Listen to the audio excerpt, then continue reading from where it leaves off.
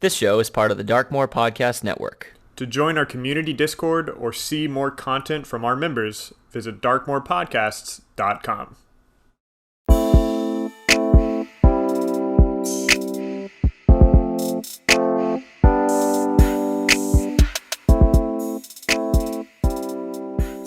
On today's episode, we discuss the math of advantage, considering player abilities and running godly encounters.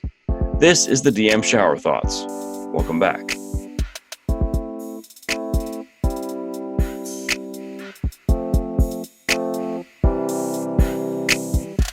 Hello, everyone, and welcome back to the DM Shower Thoughts, the show where we talk about our shower thoughts in 5th edition Dungeons & Dragons and other tabletop scenarios and how to become your best self through gaming. My name is Adamus. I'm John. And I'm Ian. Alrighty. Now, we're going to kick things off with a topic that has been ruminating for some time since the finale of Night Owls Season 3.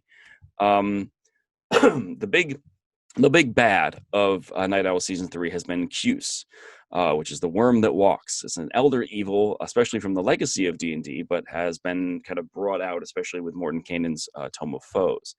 And a lot of lore that's sort of been circulating. And with that, there's when searching for like stat blocks to sort of work from, there's a lot of different components out there, and a lot of people, like when they think of pictures of Cuse is massive, like a gargantuan titanic creature, and then I would find stat blocks and it's like, oh yeah, medium creature. Like, no. Cuse is massive based on when I look for the worm that walks picture. It's a giant robed wormed creature with a mace that's wrecking cities. Like, that's not, no. So when I found a whole spread of different stat blocks that are homebrewed and some that have circulated in third-party content, and I started making my own. When I started to think about, well, okay, they're probably going to fight Cuse at the end of this season.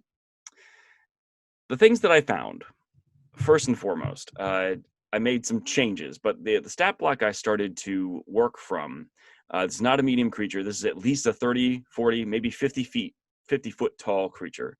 And when I thought about the season finale, I was thinking, Cuse should be the map because they're massive.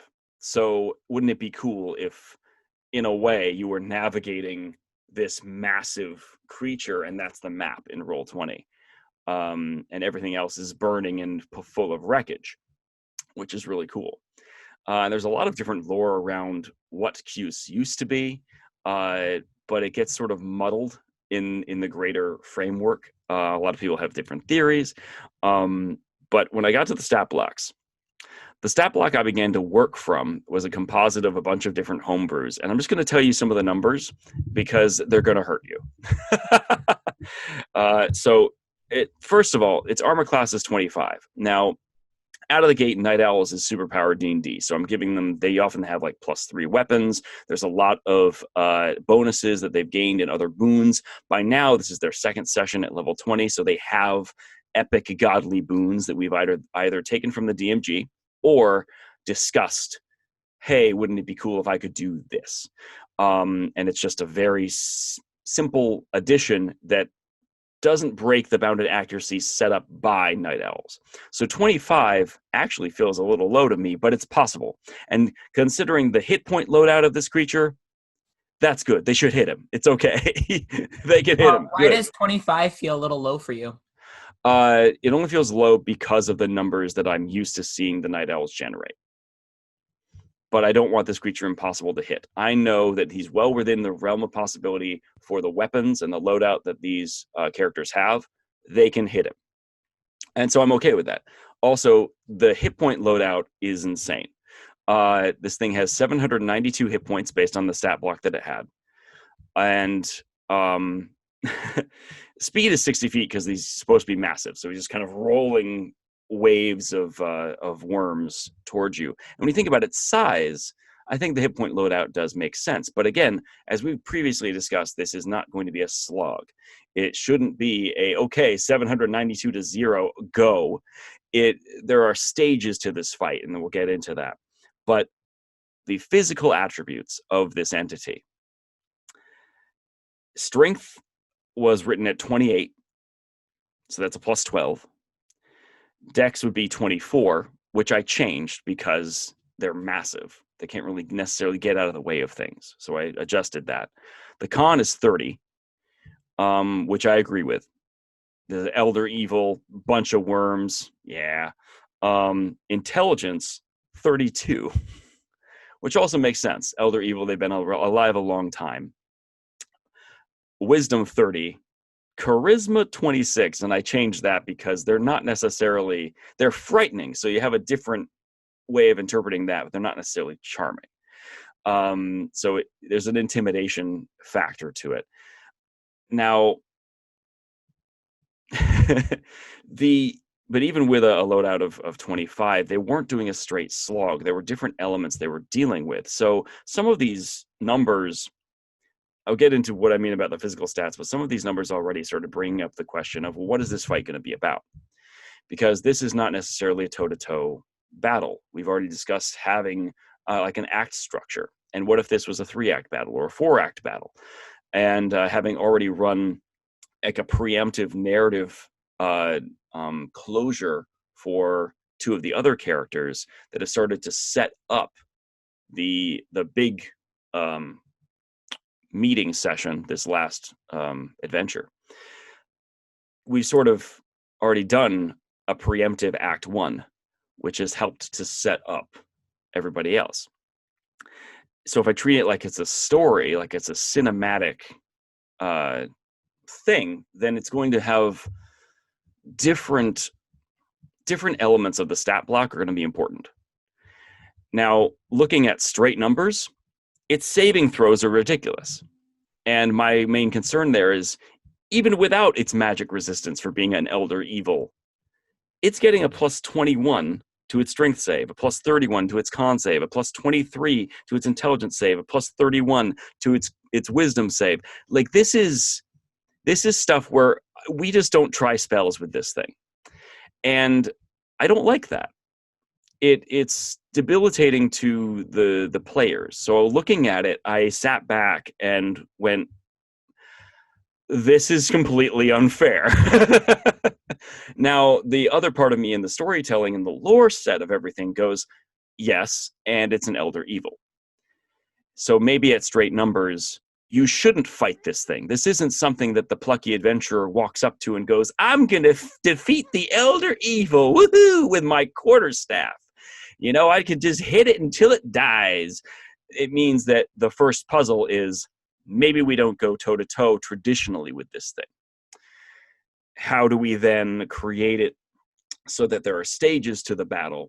And instead of it being damage the thing, it is bringing out or knocking it down to, like, I destroy a gemstone that weakens its avatar state. And then we had it so we had 3 liches that were leading the worm that walks through a city. So as the heroes approached rapidly, they saw the 3, like the triangulation of liches, and they went, they're kiting it, they're guiding him, let's take them out. And so they started fighting those guys, and they had to, like, they halted their progress, but now Cuse is just flowing forward. So there's a time limit as Cuse continues to get closer and closer and just continues to consume the map while they deal with these liches. But once they dealt with the liches, it stopped the motion and, like, the forward momentum of Cuse. So now he's not this rolling mass of very dangerous worms that can, once they touch you, they can eat you. And then you get like 60 crushing damage straight every round. It's terrible. Instead of that, they could stop him, and that was the first stage. So they destroyed the liches, and now they get to deal with the avatar form. The avatar form that's now trying to swell and consume wherever it is at the moment. And it has, I say, avatar form, because that's how I can make the intelligent Cuse inside of it that's kind of puppeting it like a Gundam. So now there are these moments on Cuse's turn. So Cuse itself, the worm that walks, is the layer. And that has layer actions that involve it spreading out and slowly consuming the area and continuing to become a problem. But now it's a terrain instead of that's a gigantic intelligent creature. Whereas the intelligent Cuse is still a worm that is a bunch of like little masses in a weird cowl and has a spear and stuff. They're in the center of its chest, and the chest keeps opening up, and he will point and cast a spell, and then the door will close. And the way that I was working it, that the second phase had that the Cuse actually appear inside the worm that walks. And then the third phase was as they started to deal more damage to it and start herring it around and causing other effects, like they could cover it in cold damage and it would slow down its progress on one of its arms. And that takes notice. So then the avatar opens up again to be like, hey, stop doing that. And it'll attack the thing that's slowing it down. And then the more that they notice that, the door, well, this was where the influence of our other friends came into play, is as the door in the chest keeps opening, cold starts to creep in. And there's a point where at the end of our little narrative space, Ian's character, Eld, like shot off this big ice pick out into the distance and then started to try and get to the worm that walks, just to try to catch up. And that ice pick shot through and started to try to hold the door open in the chest. Then it became, we need to get inside of this thing. We need to deal with the actual Cuse inside. And that was the next stage. And as that became more dangerous, the one that's inside starts doing more mean and like terrible spells. But that's where we have our other characters start counterspelling and start dispelling magic and trying to burn those resources, keep the door open, try to get everybody in there ASAP so that they can deal with the threat inside. And then that's the final phase of trying to deal with this much more intimate threat inside the writhing mass of a living layer. And that was dynamic and powerful and stressful and really cool.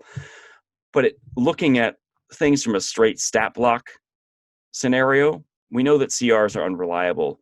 And then there are some points that you look at those numbers and go, yeah, that's why you don't fight them toe-to-toe in a traditional, D&D sense.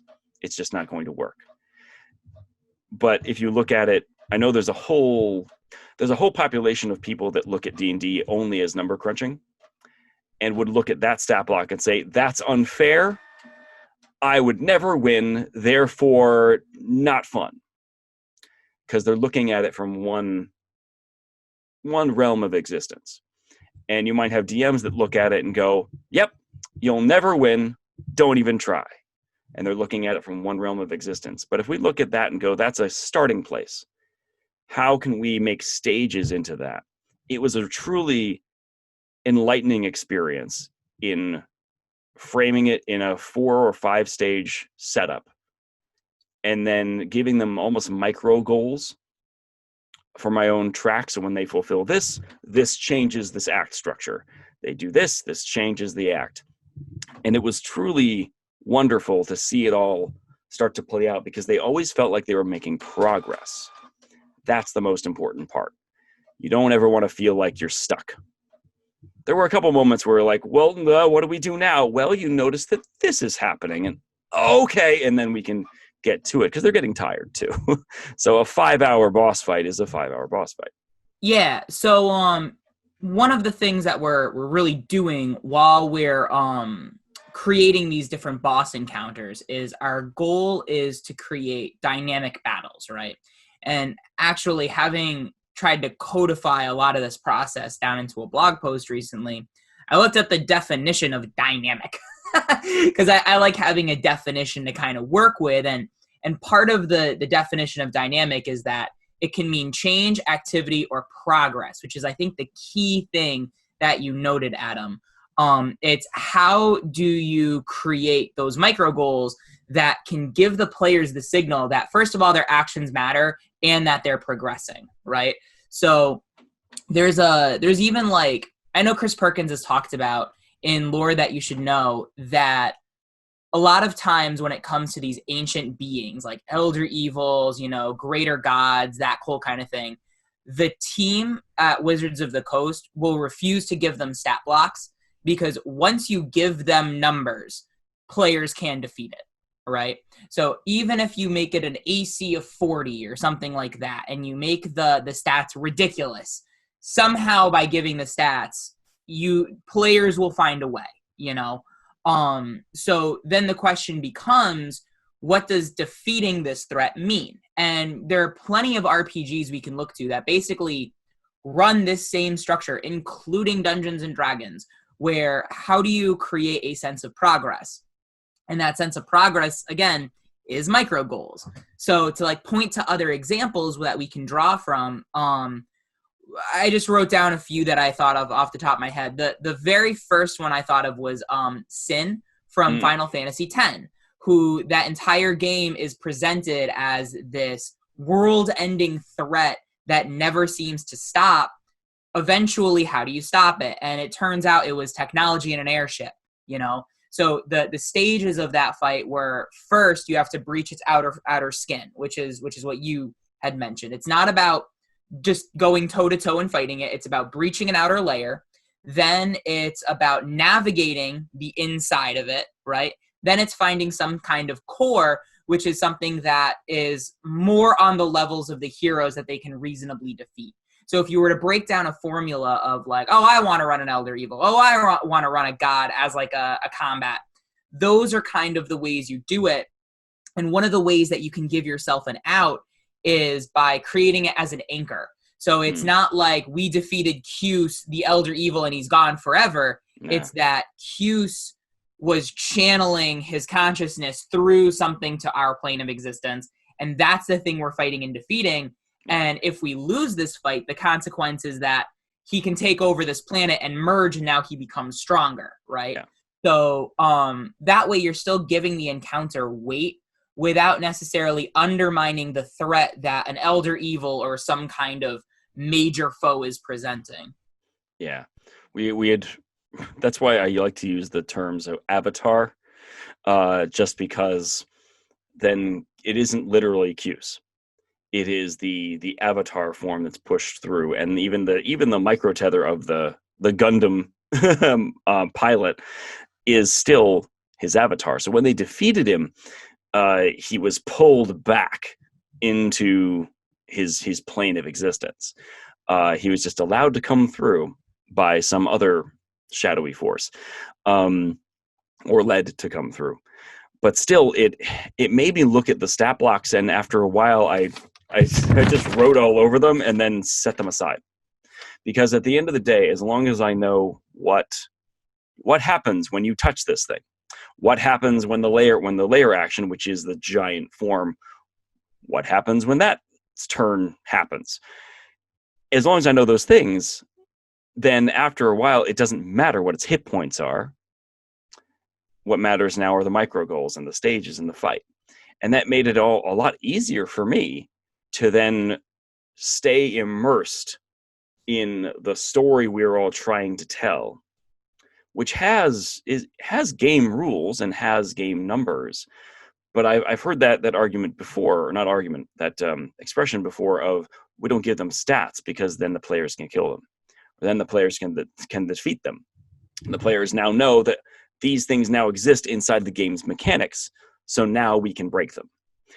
And in a way, it lends the storytelling more toward, we can kill gods, instead of the deities, the pantheon that surrounds this fantasy world are kind of all powerful in their own ways, but seek to influence. So they send, agents of these people or the avatars of these creatures, and they're still dangerous.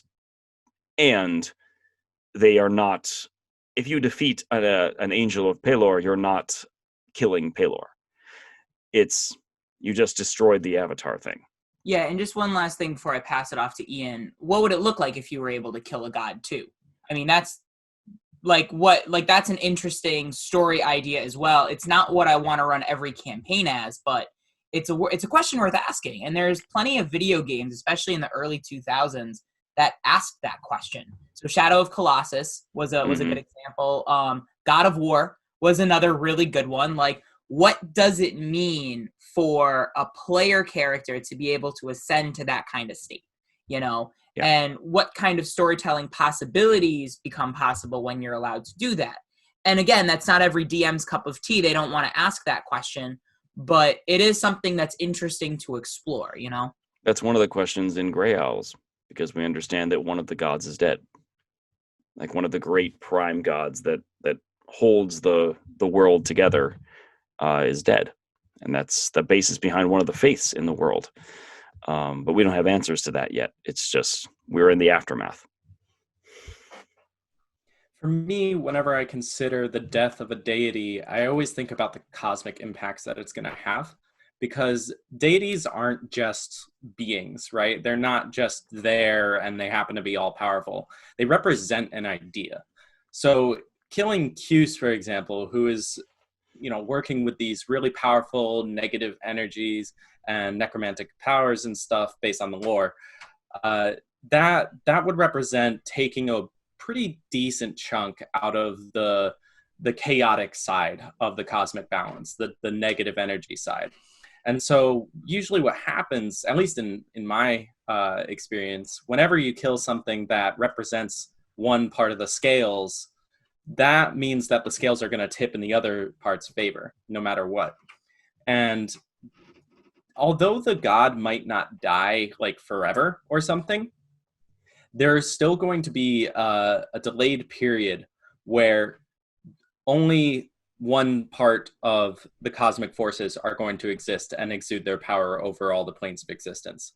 And that means that there's going to be some serious consequences, especially for the mortals on the material plane, because they're always going to be the ones witnessing this over thousands of years while the forces try to realign themselves. Kind of like in Avatar Legend of Korra, where Vatu and what's her name? Rava. Yeah. Kind of like in Avatar Legend of Korra, where Vatu and Rava are always fighting all the time, but neither can really destroy the other, because ultimately one of them is going to grow once again from the ashes inside of the remaining god, or spirit in that case. Yeah. So that's usually how I look at things. There was one other thing I wanted to mention, which was, it was interesting that you said there's this you'll never defeat it mentality, because it's a god. Either it has stats that are too impressive, or it has no stats and you just have nothing to hit, so to speak. And to me, that's interesting, because it speaks to the idea that many adventure modules kind of propagate in D&D.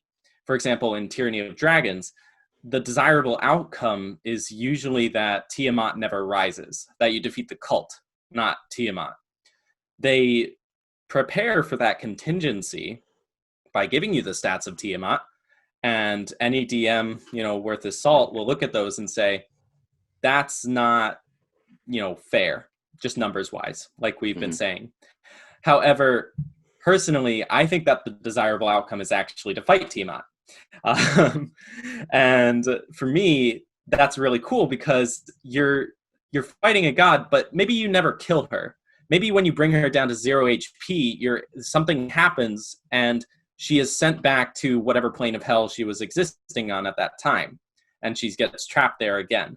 So for me, I never say that my players can kill a god. I always say that they can fight a god, but they can never kill it. They can never destroy its essence, because they are mortals. They are player characters. Even at level 20, you're not, divine. You're not going to destroy the essence of an all-powerful cosmic deity. However, you can definitely push it back. You can stop it from coming back to your plane for however long you like. Kind of like with Alduin in Skyrim.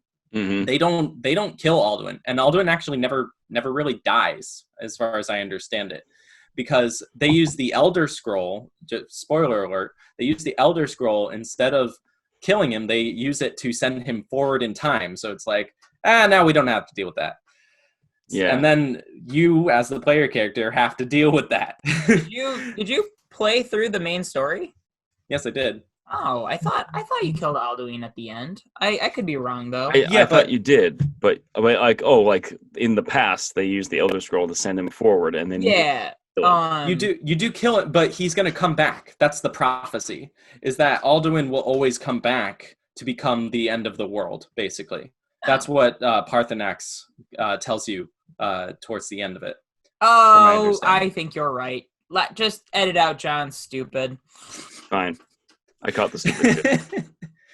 But yeah, so even though you managed to defeat Alduin and he's gone for a while, he will always come back because he is inevitable, just like just like Thanos. And we see how well that worked out for him. Yeah, Mhm. yeah.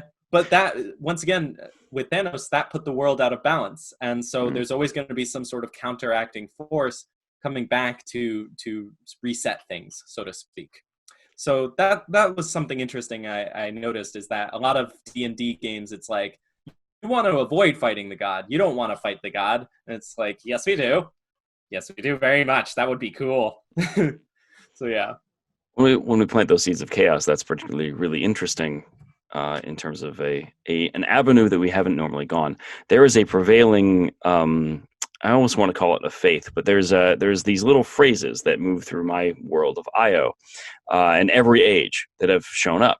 And the big one being the pendulum swings. There's this prevailing idea that even the common populace, they understand the legends of the grand clock, that time is the great equalizer, is the old magic. And the pendulum swings implies that if you destroy something that was one particular avenue, or like if they killed a god, even if if they killed a demigod, someone that represented or was rising in power, and that thing is now dead, its followers and its magic would redistribute in some other way to try and rebalance the grand clock.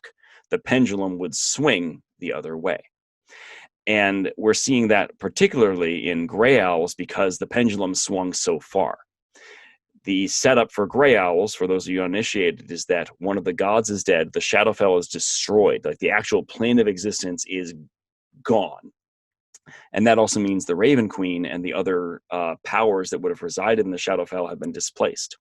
Some believe are destroyed and dead, or are changed in some way. And the idea that energy is redistributed. Also, the setup was the Tree of Life. Ifa, the World Tree, was also destroyed. It was obliterated, and its magic and the people connected to it were forever changed. Many of the druids were turned to ash, and their powers redistributed, or they had to rebuild themselves, which made them kind of crazy. And it made it so the power, the overall magic of the world, there are now less deities. Some deities were mashed together. We now know in the lore that the Platinum Dragon of Bahamut and Tiamat are the same thing, and instead of being on opposite ends of good and evil, they're neutral, and it's the Platinum Hydra. And that was a sense of rebalance and try to swing the pendulum the other direction. So we have a lot of this weird, the vacuum of power is being filled, and there's a combination of so many things. You have faiths, the confluence of light, where they take 5 or 6, 7 deities, and they're all minor deities now. They used to be stronger, but together they create an equal strength to something else, like the creature that now controls the Vertigo cast, the Shivers, which was once a warlock patron and is now a greater deity. And it's just seeing these huge shifts in power speaks so well to what would happen if you kill the god.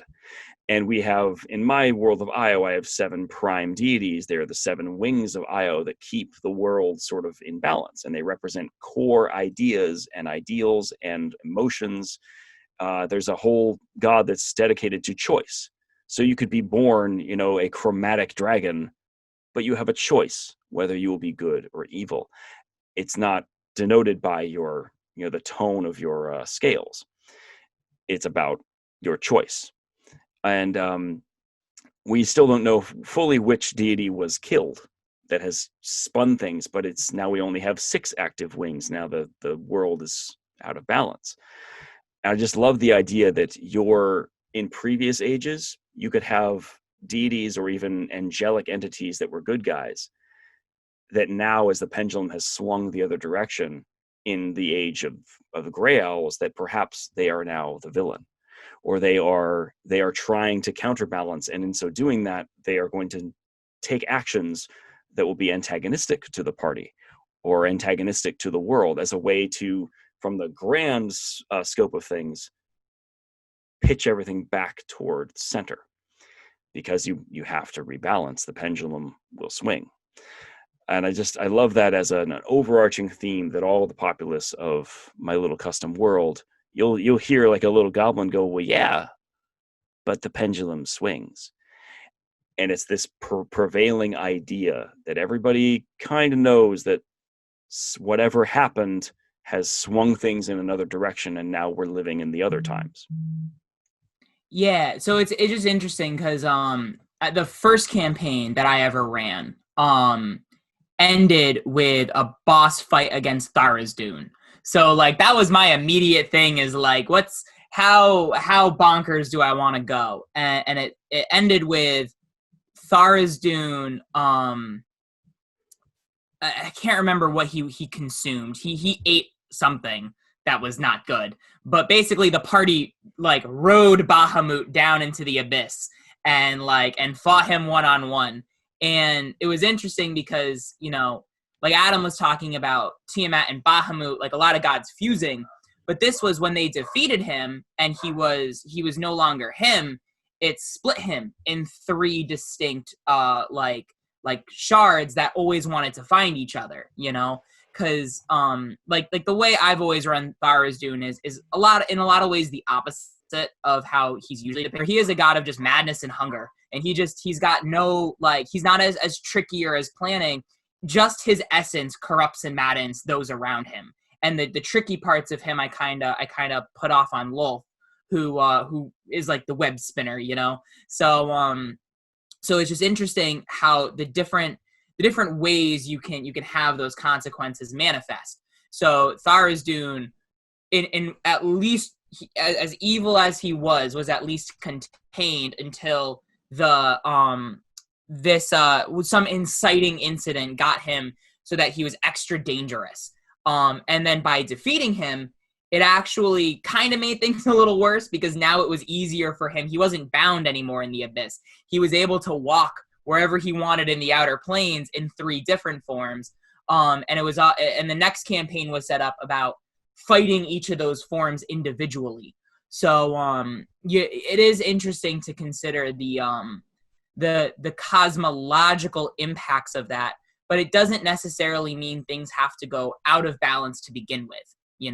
So it's not like you're creating a void and then having to figure out how the pendulum swings. For me, the pendulum never swung. It was the same amount of evil and good. It's just that like you said, Adam, the distribution was just different. So the challenges are going to be different to navigate, but the overall, like, the absolute energy was the same. I agree, and it's strange because this I love the prevailing phrases in what I see, and then as you get into it, we have characters that are more in tune with what magic is and and how it's changed, and then you have creatures that are more in tune with the divine gate, who will then go into more specifics on, yes, but it's all the same energy and it's just distributing differently. And if there is a hole, if there is a gap, that something will inherently fill it in, it'll be influenced by something else. We have this other entity, as a very quick tangent, in Grey Owls that's been following in the psyche of one of the other players, and it's Quetzalcoatl. And some people will say Quetzalcoatl. But it is an insert of another god, another deity in the pantheon, except in Grey Owls, this is an idea. The creature is just a mode of consciousness that has the potential to become a deity, but is working and looking at where they're malleable. So where is the hole? where could it go? And so there's a lot of energy that's a possibility, but in a way, the players have great influence on where this creature goes, and where the counterbalance now happens. Do we need a more lawful balance? Do we need a more chaotic energy? And it keeps vacillating between the two as more things come to light.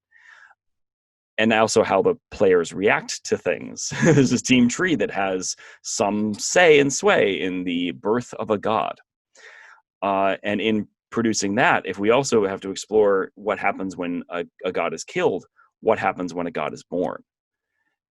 And what happens when we can influence that? It's a very, very interesting questions to begin to explore, especially considering where and how you run your different worlds. Because there are some groups that I'm sure would just kind of go hackneyed on their pantheons and go, whatever, cosmology, who cares? And then there'll be others that are going to go deep on that.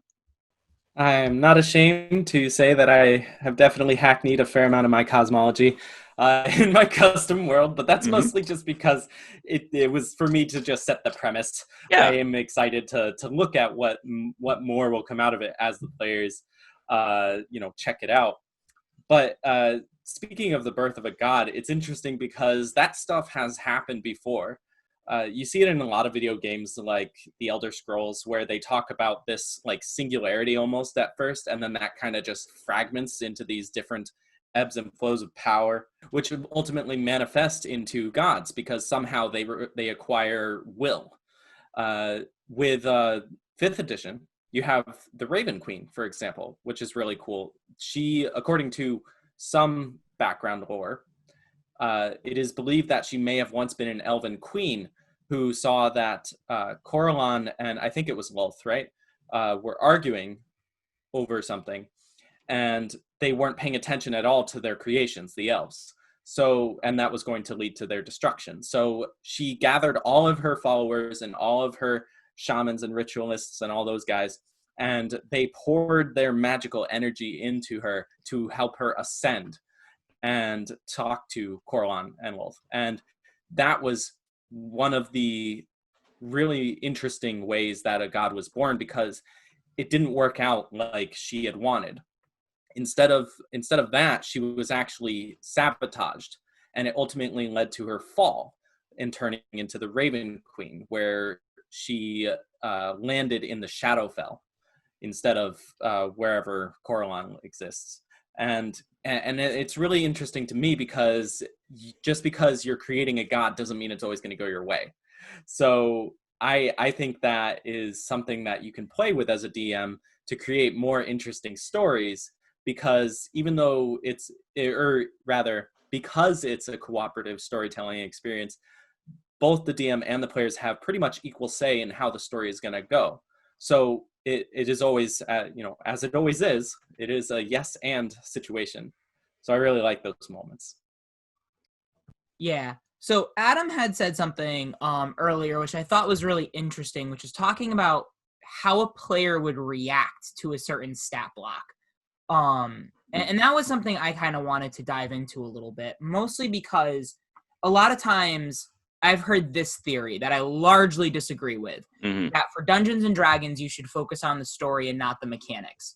And to me, the mechanics and the numbers are going to convey a feeling of the story. So the mechanics are going to directly impact the storytelling that you can tell. So, for example, if an elf has advantage on saving throws against charm, that's going to directly impact the kind of story that you're going to tell, right? So, and as he was reading off kind of the stats to me, there is a certain feeling that you can get from it, right? And again, when you have somebody that's looking at the numbers and they're looking at the statistics, you can, part of developing these stages and developing boss encounters is setting your numbers to produce a kind of storytelling device, part of it is you're setting the numbers to create a certain flow from one stage of the story to another. So, and it's really interesting how different DMs will look at the same numbers, So, and this is one thing that I've wanted to get in kind of a formula, because while the Dungeon Master's Guide provides tools on how you might want to set your armor classes or your attack bonuses and stuff, I've always felt that the real answer is more complicated and simpler at the same time. It's extra funny because to me, when you're setting a lot of this stuff, really you're setting your monster stats in relation to the party. And a lot of times as a DM, if you're setting your monster stats to the story that you're telling yourself about the monster, and you're not considering the player's stats, you're not considering how the players are going to feel fighting this creature, right? And you can directly influence the experience you want to deliver by setting your stats a certain way, all right? So everybody on the same page so far? So there are really, like, to me, 6 major statistics that you can look at while designing your monster in order to create a certain kind of experience, right? So these 6 end up kind of in 3 different pairs that you can look at, both monster to player and player to monster. So the first one, like Adam mentioned, is armor class, right? Armor class is how often your monster is going to get hit. So part of this is you're looking at, you don't set your armor class based on what you think it should be for the monster. If it's an elder evil or a goblin, that doesn't matter. The armor class is set in relation to your player's attack bonus, right? Because ultimately, it doesn't matter if the armor class is a 7 or a 27, right? It depends on your player's attack bonus and how likely they are to hit it, you know? So for some people, a 25 armor class might sound ridiculous. For other people, a 25 armor class might sound kind of low. You know, it all depends on what your player's attack bonus is, right? So for Night Owls who have a fully decked out equipment list, their average attack bonus is going to come out to a plus 14, which accounts for maximum proficiency bonus, maximum stat, plus 3 equipment, plus 14. With an armor class of 25, it means that they have to roll an 11 or higher on the D20 in order to hit it.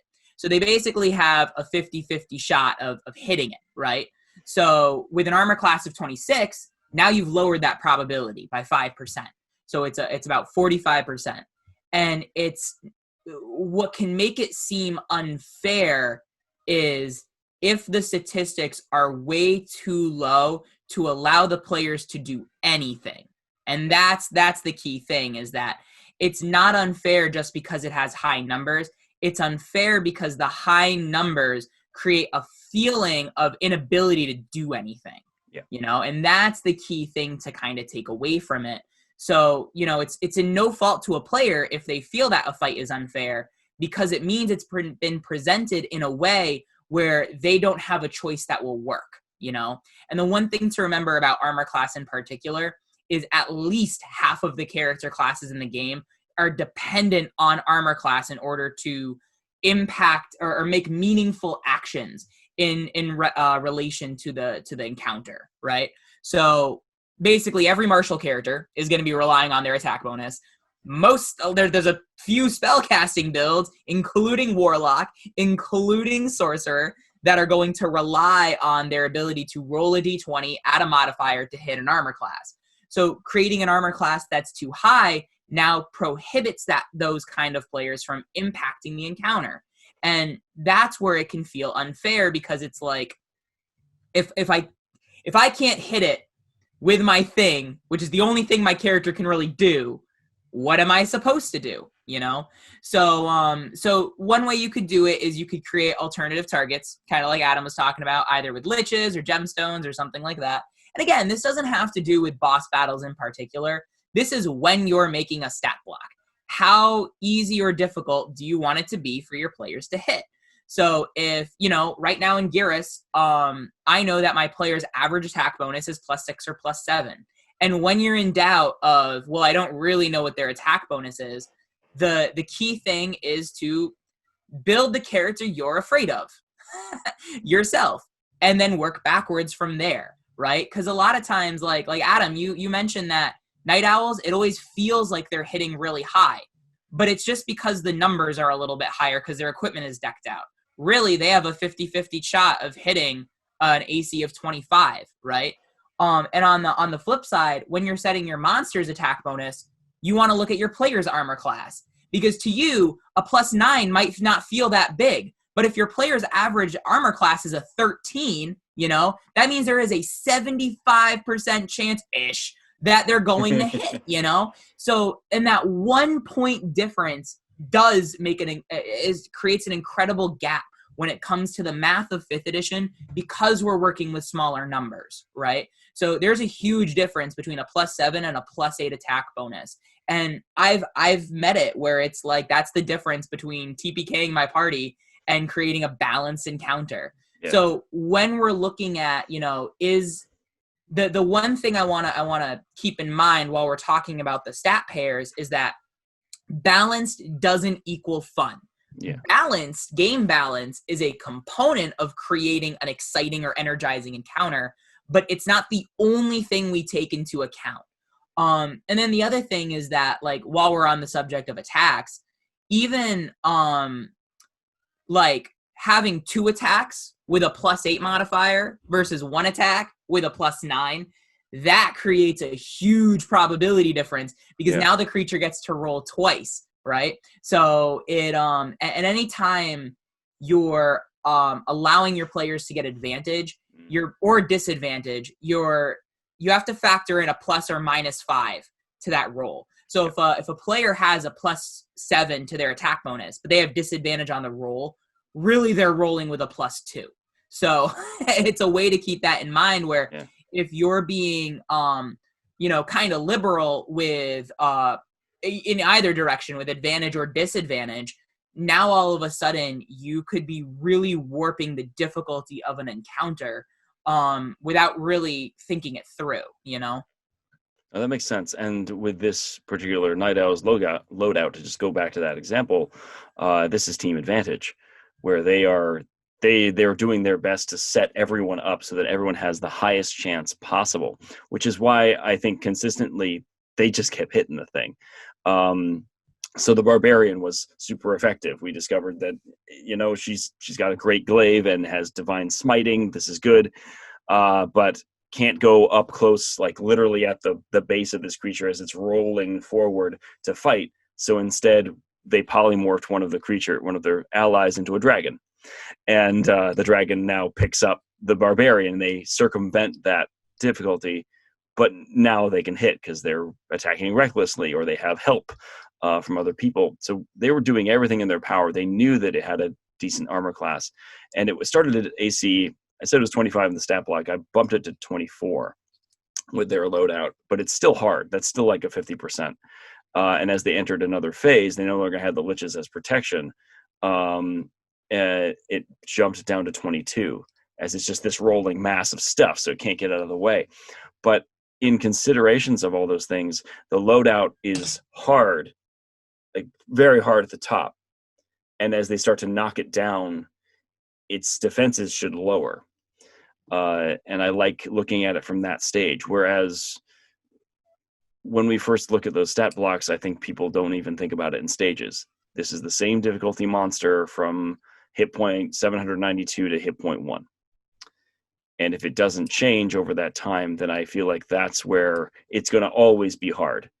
And the AC range and the bounded accuracy will always be bad. It'll always be difficult. The ratio of hit will always be hard.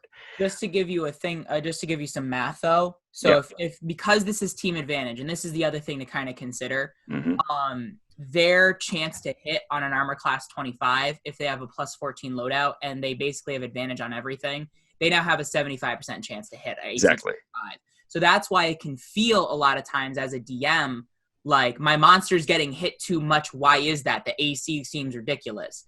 Then again, if you have a party, the same party, like the same builds, but with different players, like we were experiencing in early Grey Owls. Right. They're not flanking. They're not giving advantage. You've now decreased our ability to be effective by 25% because you decided that, you wanted to role play a certain way, which is fine. but as the DM, now you have to like rebalance the encounter that way. You know what I mean? Mm-hmm. And the other thing to remember too, like you're mentioning with decreasing armor class and stuff, is that hit points is also a dynamic thing. So even if the monster's hit points feel the same, 750 to 1, with players they could be getting knocked out, and that's going to warp their action economy and warp the amount of choices that they can make round to round.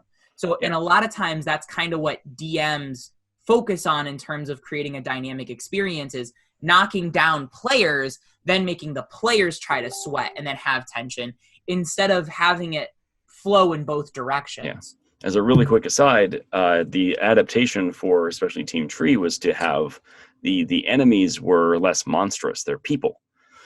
So in a way, if they were dumb about something, it wasn't like very early on in the scenarios, they were people. Not even just Team Tree. Before we did the split, they were people that you're fighting. And now that they're fighting like very powerful other people, they're finally synergizing as a group, and they're absolutely wrecking them. They're wiping the floor with these people. So I had a boss that was set up and built up and had this, big entrance, and they just, telekinesis, just done. But they worked together, and suddenly, that threat isn't so bad. If it was just them and the cleric against this guy, okay, they would have gotten wrecked. But now that they're working together, no, everybody goes over. We all work as a team. Oh, really? And then they just destroyed him. Anyway. So the second kind of set I look at is HP to damage. And a lot of times the default monster stats, like the average HP, I actually find to be a little low. A lot of times combat in D&D ends a little too quickly for my tastes.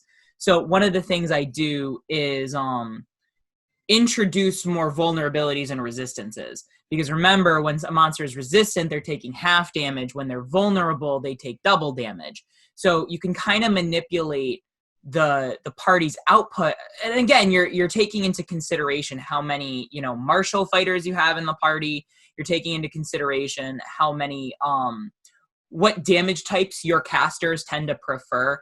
And it can make a really big difference. So like a good example of how I misjudged it was the Gira Session 4, where, my party was a barbarian, a rogue, a bard, and a sorcerer. And so I'm thinking, barbarian, rogue, big martial characters. The sorcerer is going to do sorcerer things. They're 5th level, so they could have a big spell like fireballs they can put off, or fire bolts or something like that. And what I found interesting is that their damage output was actually really low. It was a lot lower than I thought it was. And they didn't really do a good job, like, fighting one creature and then the next. Like, because there was a mob, they would try to spread out their damage over time. And like you said, Adam, sometimes a creature is just as dangerous with 2 hit points as it is with, like, 40. So what happened is they never took care of one threat at a time.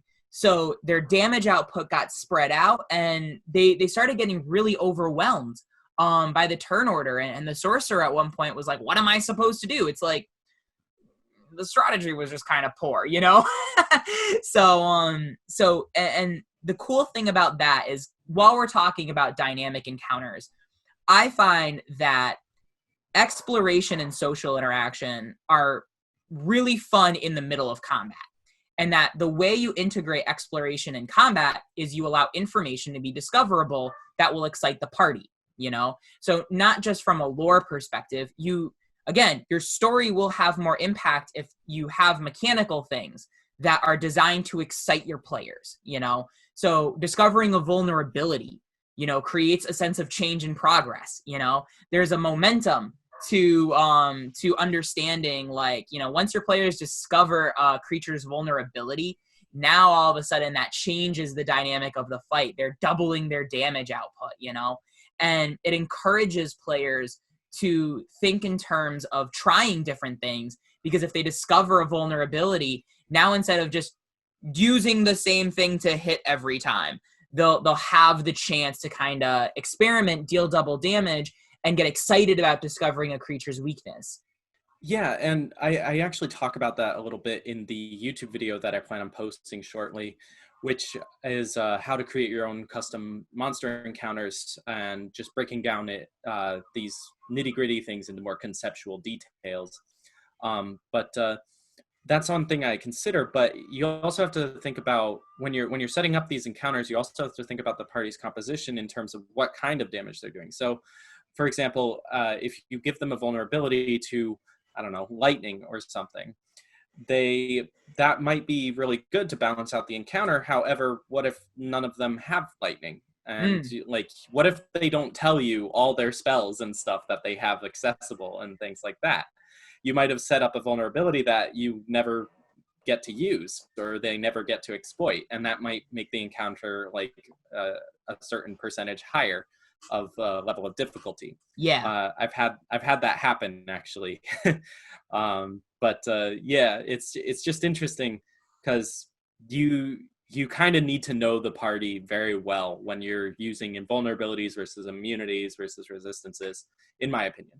Yeah, that is a part of it. And it has to do also, because remember, when we're talking about creating exciting encounters, we're not looking at them in isolation. There's the word. We're looking at it as a pattern, right? So, for example, in Geras Session 2, you guys fought a Nimblewright, right? You fought a construct.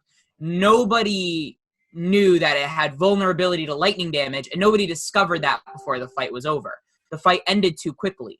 However, after the fight, we clearly established that the party, having researched what they just did, learned that this kind of construct had vulnerability to lightning, which now is going to encourage certain players to now pick up those spells. You know, it's kind of like if I were to tell you that you guys fought a hag and that hag was vulnerable to radiant, and you didn't discover that in the fight, but afterwards you knew that. Well, now as a player, you're starting to think, like, is that something that I should prepare, or is that something as a party we should talk about having somebody having prepared, so that way we can deal with different threats as they come up. That also allows you to pivot roles with the party. So it's like, hey, Jen, this thing's vulnerable to radiant. We'll support you to cast Sacred Flame. Or like, Adam, you brought the poison gem, and it's like really vulnerable to poison. So we're gonna change our team structure so that you can deal the most damage. You know, that kind of creates changing party dynamics, right? Changing relationships both in and out of combat. I find that the fights that I run that have information, because I can see it going two ways, and I'm very thankful for the tribe of players that seem to perpetuate and follow us around, because when information is presented, and we have to be careful about how we present it, but it isn't that, oh, you forgot, or oh, you just didn't notice it. It's here's the information. When you discover something in mid-combat, I have run tables before, and I've had to almost stop and teach in the middle of the table when players get indignant about that. Oh, we didn't know that in the beginning, so that would have changed everything about how I did stuff. And I've never had that, but I have. Believe that it has and happened. Yeah. It's so annoying because you want to celebrate. Cool, you made this discovery. This will now change your tactics. That's a good thing. Now that you know this, or now that this is revealed inside, you pull back some of its armor and you see that inside it has these cords and like you understand that it's vulnerable to fire now because it has oil that's pumping through it, and that can ignite now. I've had it happen where someone would discover that and then they got mad about it. Like, what do you mean that he was vulnerable to fire? That's stupid. Well, now I gotta change all my spells. All I have are cold spells. That's not okay. Nah. And it's like, well, do you have you can make a Molotov cocktail and throw it at it. Oh, well, okay. But now I'm using my spells. I just want to use my spells. I'm like, well, now we've hit the nail on the head. But like, don't get mad about that stuff. If the fight is evolving, I find that to be tremendously more satisfying than we hit it until it dies. It's cool if you can change your tactics, because that makes it more, in my mind, more satisfying. But it does need to be presented in an evolving way, not a oh, it was always like that. You just didn't notice. Or, I mean, even that, we could even say, we didn't know that the Nibelright was vulnerable to lightning. That's okay. If it was never discovered, that's okay. Had we discovered it, cool, that's great. But it's not something that then the DM insults you for. You're not a person that needs to then say, well, had you just cast lightning, then you would have done double damage to it, so you should have just done that.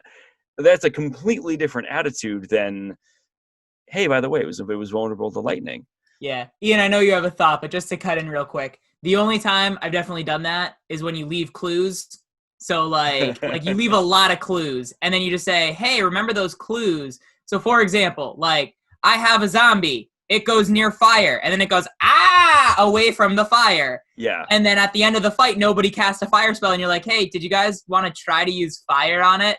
And then they're like, well, how would we have known? It's like, because I told you. I told you a lot. So yeah, no, if I think that's part of it too, is you leave clues, you leave the breadcrumbs, let them discover it on their own.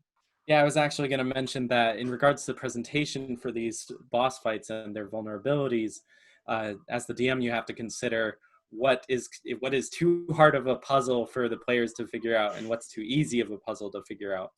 But also putting the ball in the players' hands and giving them possible strategies to uncover these vulnerabilities or resistances and such without having to just randomly choose an element and throw it or hit it with your silvered sword or something like that. And I think that makes things a little bit more interesting because it makes it so it's not completely up to the DM whether or not the players discover that something is vulnerable to cold or fire damage. So how would you go about doing that? Because I don't think an insight check would really work because you don't want to just flat out set a DC for them to say, oh, obviously it's, vulnerable to fire.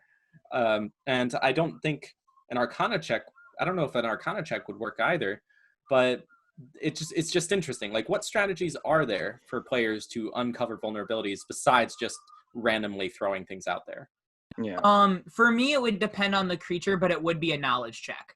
So, for example, if you're fighting, I don't know, like let's say you're fighting a troll, and a troll, you're wondering what it's vulnerable to. For me, that would be a nature check.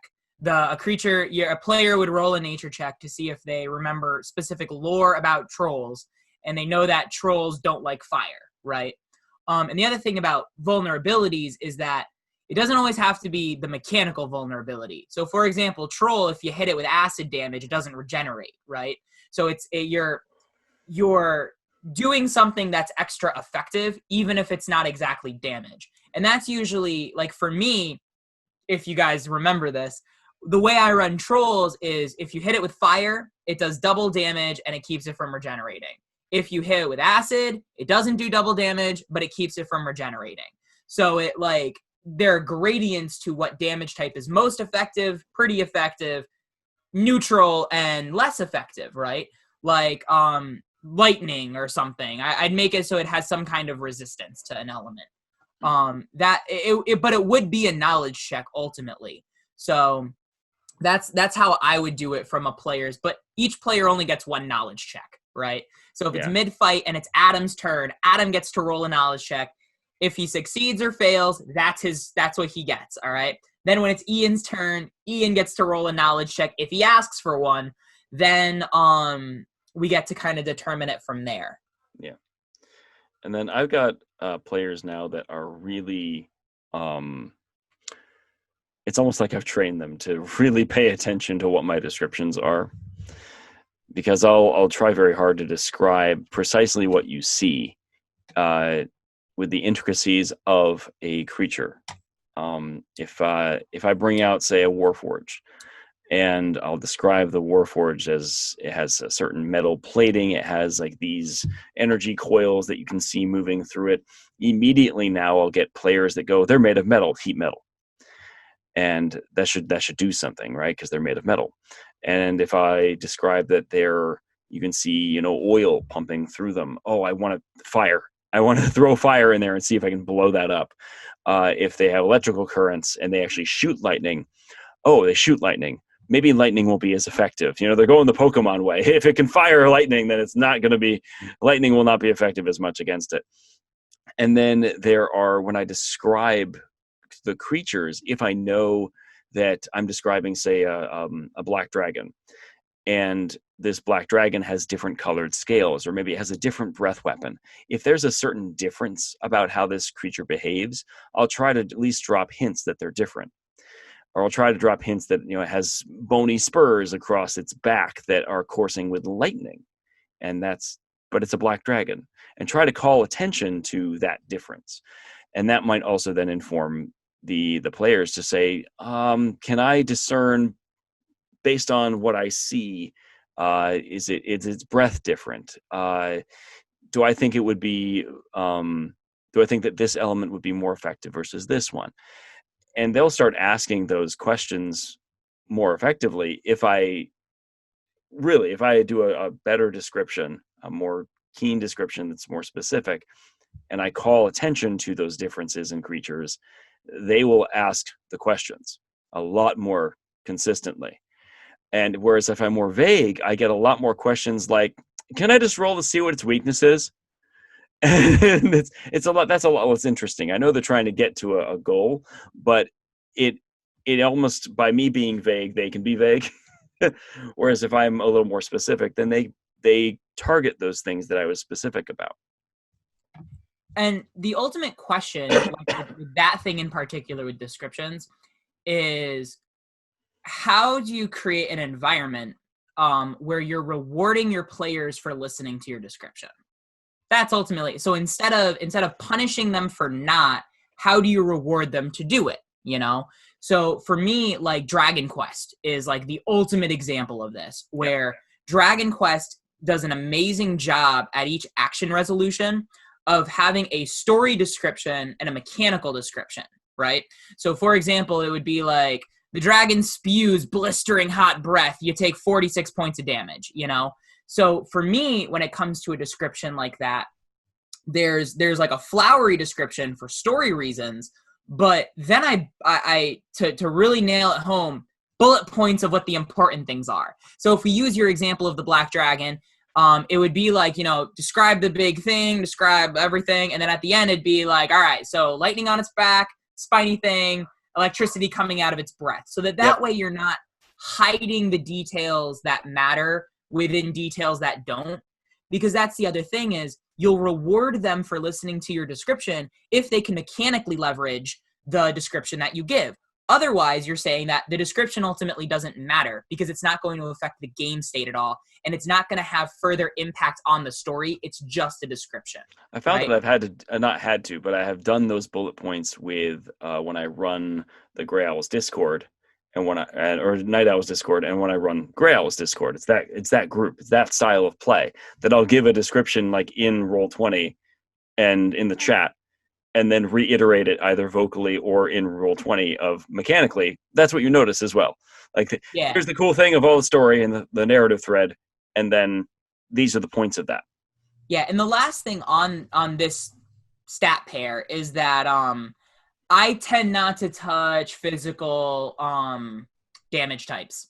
So, like this creature is resistant to magical weapons, that whole kind of thing. I try to tend away from that because a lot of times with the martial characters, that's their only option, So I don't want to take away their one choice because it makes sense story-wise for me, because that's not now creating an engaging narrative. Doesn't mean I never do it, right? There are definitely times where, like, you guys fought shadow hounds or something. They're made of shadow. They're not going to take slashing damage normally, right? It doesn't make sense. But there was also a tool that you guys had very clearly laid out that allowed you to do magical attacks to overcome that weakness. It just costs a resource. So there's still a risk reward of, do you want to deal max damage, but you only get so many swings versus, I want to conserve that resource for later. We'll take the half damage for now. So, and I also try not to do, there are some like skeletons come to mind where they're vulnerable to bludgeoning damage.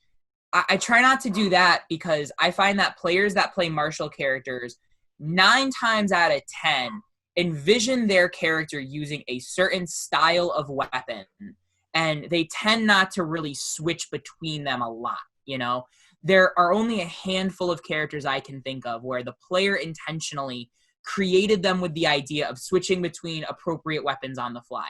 Fennec is a good example of that, where sometimes he uses a glaive, sometimes he uses a silvered Nodachi. Molotov was an example of that. He wanted to experiment with using a polearm versus a short sword versus an axe, you know. He just wanted to kind of play to see which one fit their style. But those are definitely the outliers in terms of character concepts. Usually it's like, I want a spear guy. I want a sword guy. So if you suddenly start rewarding individual physical damage types like, oh, they're resistant to bludgeoning, but they're vulnerable to piercing, now you're like almost punishing those character concepts, right? That really are focused around one kind of weapon. And you also have people that we have had variations, I think, in the UA even, and just been released that says, well, the way that you strike can change the type of damage. So instead of me going pokey, I cut with my dagger, and now it's slashing damage. Aha! But instead of complicating that whole process, why? Right, exactly. Like, what's the ultimate outcome of it? Unless my players, which has not been my experience, really come to me and that's something that they're excited about and they share with me, I'm not going to build in further complications to the system that ultimately aren't going to matter, right? So the last pairing is saving throws and spell save DC, which I think is the one, like, of all of them to talk about, this is kind of like AC and attack bonus. Like, there's a lot here. So you want to build your saving throws where there's ultimately, you know, they're going to somehow interact with the spell save DC of the player, right? Remembering that magic resistance adds advantage. So you're automatically granting a +5 bonus to whatever your creature's saving throws are. So if Cuse, the default stat block, says he gets a +21 to strength saves, and he has magic resistance, he actually has a +26. That's how you read it, because that's what that advantage virtually allows for. And the one thing I love that we can get rid of magic resistance, you know? Yeah. So like it starts the fight with magic resistance, but you deal enough damage and that's gone. You can remove it. Yeah, that to me that was a celebration. That was great. Like, oh yeah, we've entered phase 2. He no longer has magic resistance. Yeah.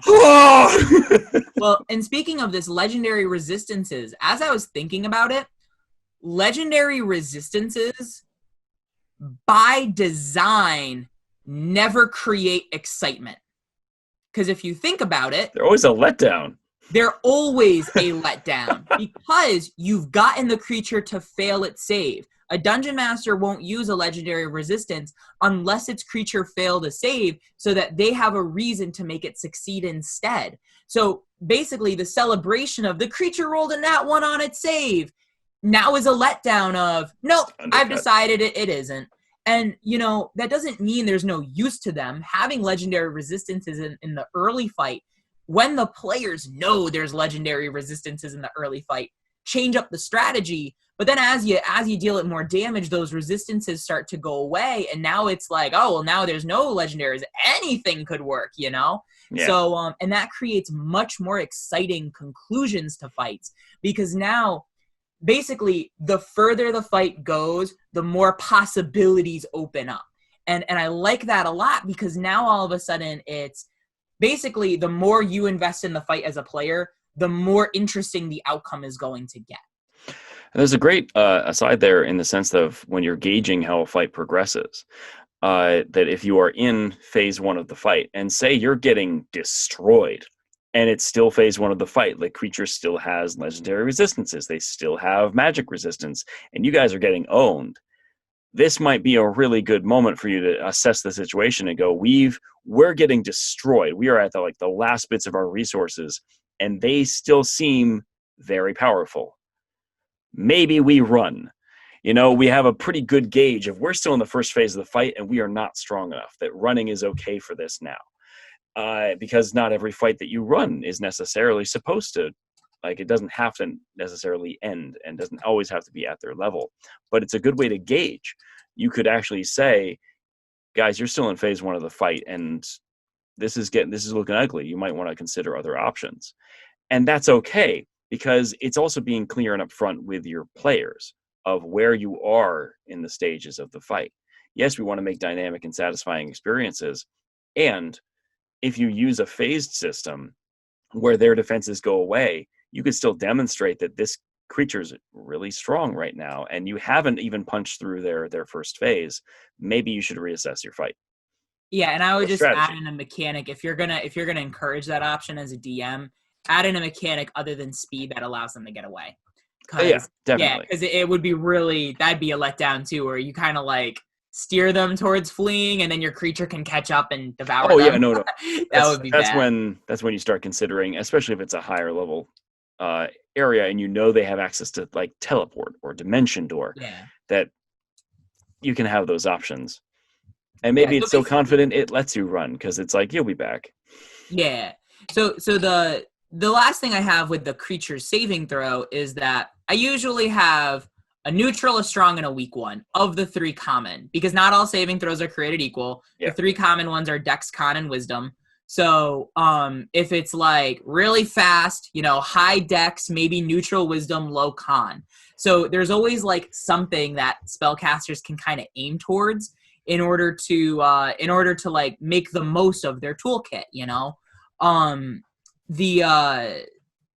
The other thing is, if all of them are also high, creating some kind of weakness, maybe even with that damage vulnerability. So they've got +9 to all their saves, but they have disadvantage against saving throws against fire spells, Mm-hmm. Like all of a sudden now that means that, again, those +9s are virtually +4s if you're using the specific condition, So like if you can discover that extra information. Cuse had a vulnerability in a certain phase. It like entered a phase where our damage was now highly effective to it, which is Radiant. And if you hit him with Radiant, all of his saves, he loses proficiency in half of his saves. So suddenly, and then the ones he has proficiency in have disadvantage. So it was supposed to shatter his psychic shield, his whole extra visage. And we didn't quite get there. We were dealing other types of damage at that time. But it was interesting that had he been hit with that vulnerability, it would have shattered temporarily the extra defenses he had, and it would have really spelled a difficulty for him. But yeah, I feel like the other thing to keep in mind with that is I think that because his proficiency bonus is higher than normal, like it's like a +7 or +8 based on his CR, it would be better to remove the proficiency bonus, because that would be minus 40% of like in terms of what you have to hit. But the other thing is, you have to now ask yourself, what do the saving throws represent, and what kind of spells will they do, and will it matter? So for example, with a Skull Lord, right, if he's immune to stun, it doesn't matter what his con save is if my spell stuns him. It's a 0% chance it works. So if he loses his intelligence save proficiency, but all the intelligence spells like do like some kind, I don't know, or charisma is a better example. Like let's say charisma spells do charm. Is Cuse gonna be able to be charmed? So basically, it doesn't matter what his charisma save is because he's immune to that effect. So it doesn't work.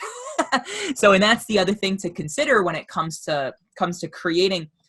It doesn't matter what their saving throw bonus is if they're immune to the condition that saving throw bonus would represent, So, and it's just another puzzle piece to kind of keep in mind when you're like putting up those different like saving throw bonuses. Yeah, and then the other part of that is the creature's spell save DC, So, and to me, players are far less likely to have condition immunities than monsters, right?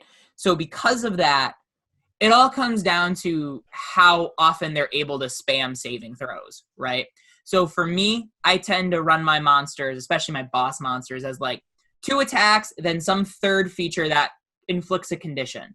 But that save tends to be really low because they're able to do it every turn. So instead of it being like a spell save DC of like a 15 or a 16, I keep it at like a 12 or a 13, at most probably a 14.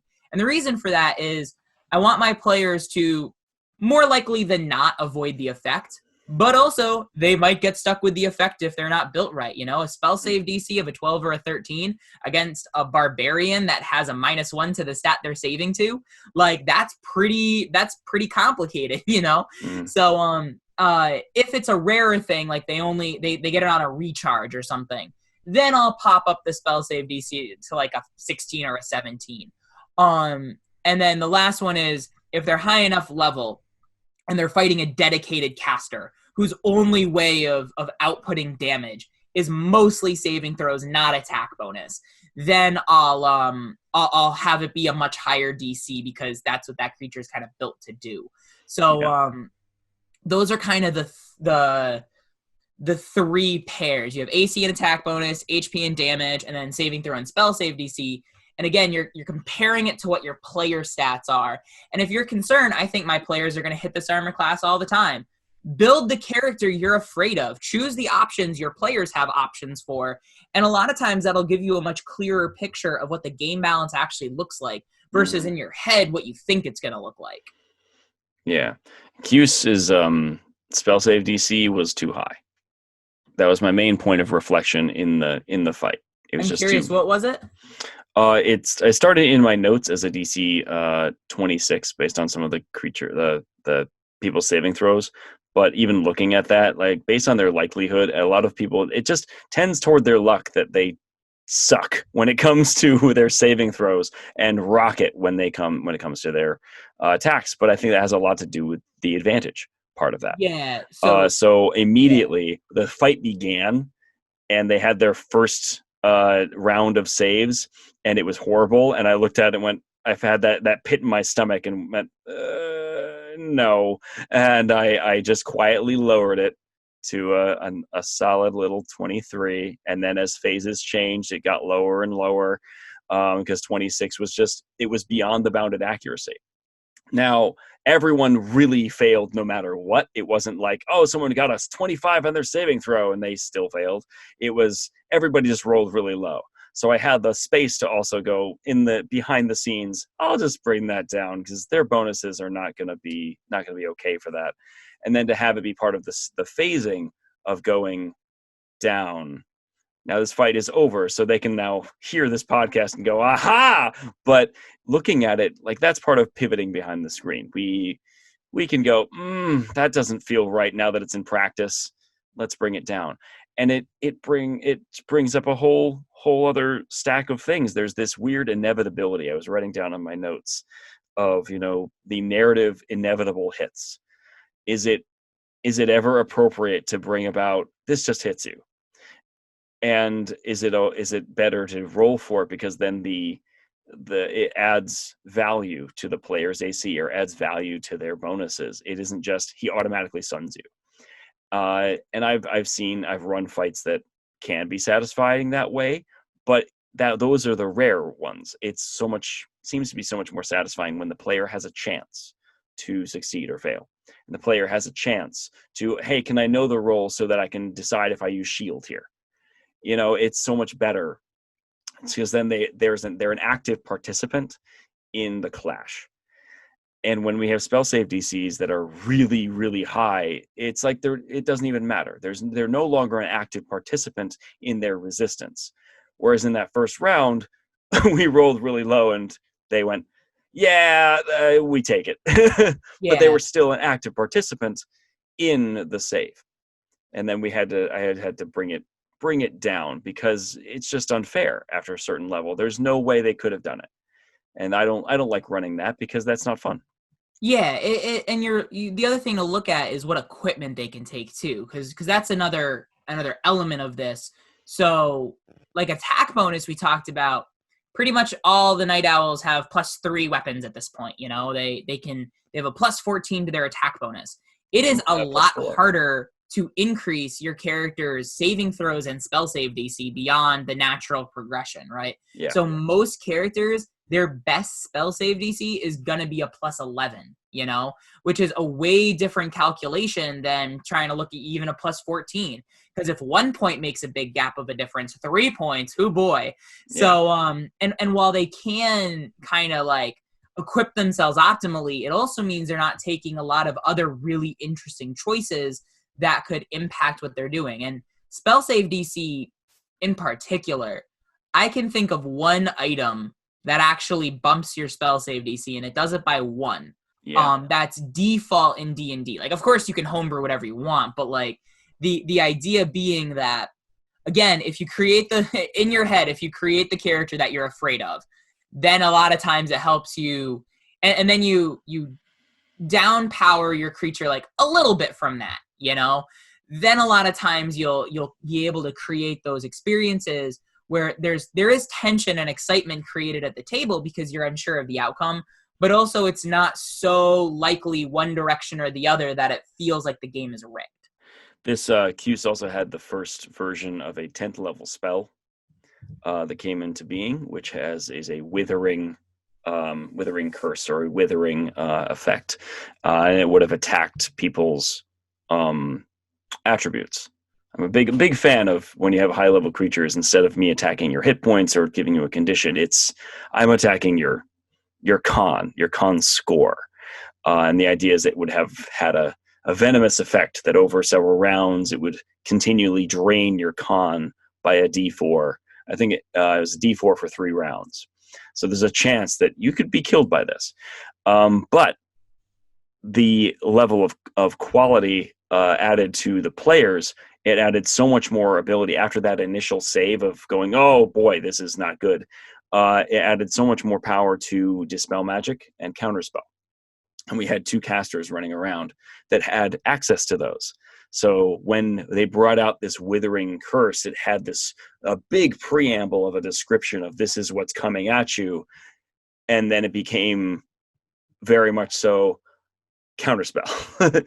And that Counterspell failed, but we had another person available to Counterspell. And it just became, I allowed a double Counterspell because it lent power to this. We've already experienced the low level spell. We don't want whatever this is. And then when they blocked it, I only had one of them. And I couldn't get it back. There was no other opportunity for this to happen. And I got to just tell them what it would have done after the fact. And that added so much more value to if they have a high DC, Counterspell becomes exponentially more valuable. And it isn't I'm wasting my reaction to do a Counterspell. It's I'm stopping that terrible thing from coming down on us. And that has so much more value. All in all, it was a very satisfying encounter and full of different reflections in creating what I hope to be a dynamic experience, but something that's still fun. I won't say fair, fun. Still fun, still satisfying. And I think that's a really good spot for us to close. So thank you so much, everyone, for tuning in to today's episode of the DM Shower Thoughts. You can find us on Facebook at DM Shower Thoughts. You can also find us on YouTube at DM Shower Thoughts. And you can also find my blog post with posts by the other gentleman here at John Study Hall, and sometimes notes from The Apprentice for Ian. And that is over at the GM's Corner, where you find I'm mostly doing a lot of drinks, I'm noticing, and less D&D, more drinks, but that's okay for now. And this podcast uploads on Podbean every Friday at noon, and also on Spotify and iTunes. Have a wonderful day, everyone, and please, game responsibly. Bye-bye now.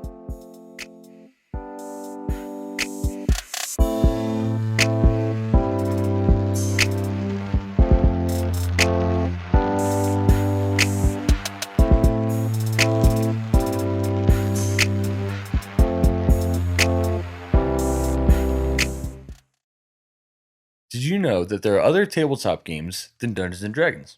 Well, my name is Gavin, and I'm the host of Playing Out of Character, an actual play podcast that showcases different indie game systems. We play all these indie tabletops using goofs and spooks to tell our stories. Arc 1 features an improvisational take on Urban Shadows. Next up is Shadows of the Demon Lord. If that piques your interest, look for Playing Out of Character, a Darkmoor podcast show on your favorite podcatcher.